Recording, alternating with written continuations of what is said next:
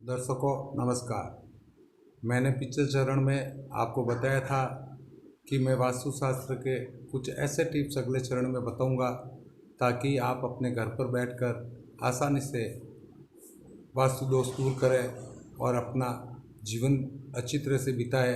अपने घर में, ऑफिस में, कार्यस्थल पे जहाँ भी आप रहते हैं वहाँ पे किसी भी तरह की नकारात्मक ऊर्जा हो, नेगेटिव एनर्जी हो, उसको पॉजिटिव एनर्जी में बदलें और सफलताएं अर्जित करें। तो अब आपको मैं नक्शे के द्वारा पूर्ण वास्तुशास्त्र समझाने की कोशिश करता हूँ, आप समझें। जैसे आपका ये भूखंड है जिसको हमने ये नक्शे में बना लिया।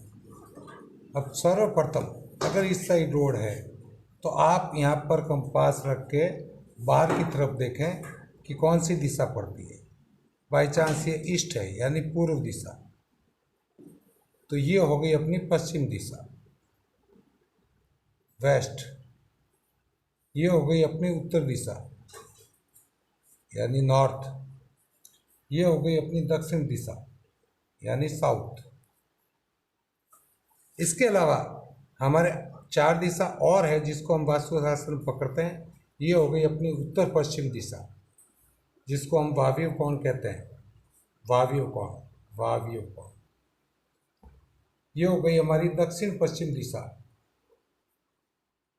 दक्षिण पश्चिम दिशा जहाँ पे ये माना जाता है कि इसको नैऋत्य कोण भी कहते हैं और यहाँ पर नैऋत्य मतलब राक्षसी गुण पैदा होने वाला कॉर्नर ये गिना जाता है। तीसरी दिशा हो गई आपकी दक्षिण पूर्व यानी अग्नि कोण, अग्नि संबंधित कार्य जैसे रसोई वगैरह यहाँ बनाई जाती है। चौथी ये हो गई आपकी नॉर्थ ईस्ट यानी उत्तर पूर्व, ईशान कोण, ईशान कोण। ये आपने अपने घर की दिशाएं जानी। अब आप अपने घर को 4 भागों में पहले डिवाइड करें। ये 4 भाग हो गए। ये पूरा नैऋत्य कोण हो गया, ये वायव्य कोण हो गया, ये उत्तर पूर्व ईशान कोण हो गया, ये दक्षिण पूर्व आग्नेय कोण हो गया। अब इसमें हमें ज्ञात करना जरूरी है कि पूर्व दिशा कहाँ तक है, उत्तर पूर्व कहाँ तक है, दक्षिण पूर्व कहाँ तक है। इसके लिए हमें इसकी पूरी कुंडली बनानी पड़ेगी, इसलिए हम इसको वास्तुनुरूप कुंडली बनाते हैं। ये आपका पूरा नैऋत्य कोण हो गया पूर्ण रूप से, शुद्ध रूप से। ये हो गया आपका आग्नेय कोण, ये हो गया आपका ईशान कोण, ये हो गया आपका वायव्य कोण। अब इसके अलावा ये जो सेंटर है ये आपकी दक्षिण दिशा है, ये आपकी इतनी इतनी पूर्व दिशा है, ये आपकी उत्तर दिशा है और ये आपकी पश्चिम दिशा है। बीच में जो दिशा पड़ती है ये हमारा ब्रह्म चौक है जिसको हम कहते हैं ब्रह्म चौक। ये हो गया ब्रह्म चौक, ठीक है। अब आपको मैं बताना चाहता हूँ, जैसे आपके ये नॉर्थ ईस्ट की सबसे पहले बात करते हैं ईशान कोण की। ईशान कोण घर का हमेशा जितना खाली रहे, यहाँ पे अंडरग्राउंड वाटर टैंक बन सकता है, वाटर स्टोरेज अंडरग्राउंड बन सकता है। भूल कर भी यहाँ पे टॉयलेट ना बनाए। मैंने अपने 30 साल के अनुभव से ये बता रहा हूँ कि आज तक जितने भी घर में ये मैंने यहाँ पे टॉयलेट देखा है वहाँ कभी शांति नहीं पाई जाती है।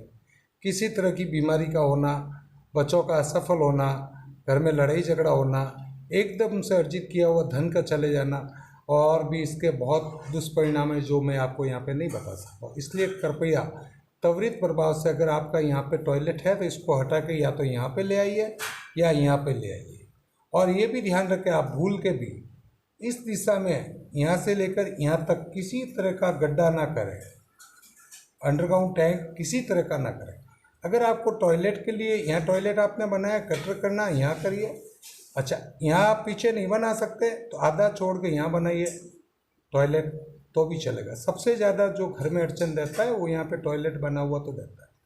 अगर आपके यहाँ पे कमरा बन रहा है तो आप उस बच्चे को पढ़ाई के लिए इस कमरे को रखें, सोने के लिए कभी यूज़ ना करें, उपयोग में ना लाएं। दूसरे स्टेप पे बढ़ते हैं हम। ये उत्तर पश्चिम का कोना, वायव्य, जहाँ पे हवा का बहाव रहता है। यहाँ पे अगर आपका कोई कमरा है तो जो बच्चे शादी योग्य है, जो बच्चे अपने जीवन में कुछ अचीव करना चाहते हैं, जो सफलता प्राप्त करना चाहते हैं उनका शयन कक्ष किया जाता है। इस कॉर्नर के अंदर में या इस कॉर्नर में इस रूम का टॉयलेट बाथरूम बना सकते हैं। इस रूम को आप यहाँ से खाली रखेंगे।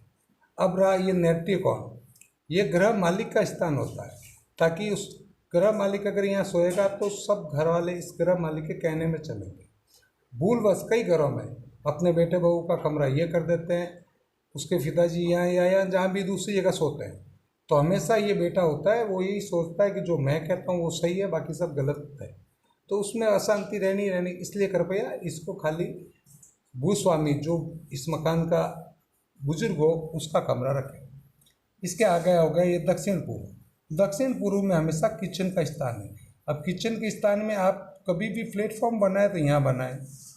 खाना बनाने वाली स्त्री का मुंह पूर्व में रहना चाहिए। जो भी महिला खाना बनाती है घर की, उसका मुंह पूर्व में रहना चाहिए। वाटर टैंक सिंक बनाना है तो आप यहाँ बनाएं। जल का स्थान बनाना है तो यहाँ बनाएं आप।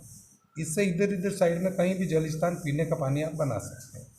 भूल के भी ये ब्रह्म चौक है, इसमें किसी तरह का फर्नीचर ब्रह्म चौक के अंदर बीचों बीच जहाँ तक इसका आपके साइज के अनुसार आता है उसमें कोई भी निर्माण कार्य या कोई भी टेबल कुर्सी रखना वर्जित है। ये खाली पूजा के लिए, शादी विवाह के लिए, हवन जो बनाते हैं, हवन कुंड बनाते हैं, उसके लिए उपयुक्त है। अब आपको घर के अंदर में स्टेयर केस चढ़ानी है तो आप घर के अंदर में स्टेयर केस यहाँ से चढ़ा के ऐसे चढ़ा सकते हैं स्टेयर केस। भूल करके भी स्टेयर केस के नीचे कभी भी टॉयलेट बाथरूम ना बनाएं। इससे नेगेटिव एनर्जी का फैलाव होता है और घर में हर समय अशांति रहती है।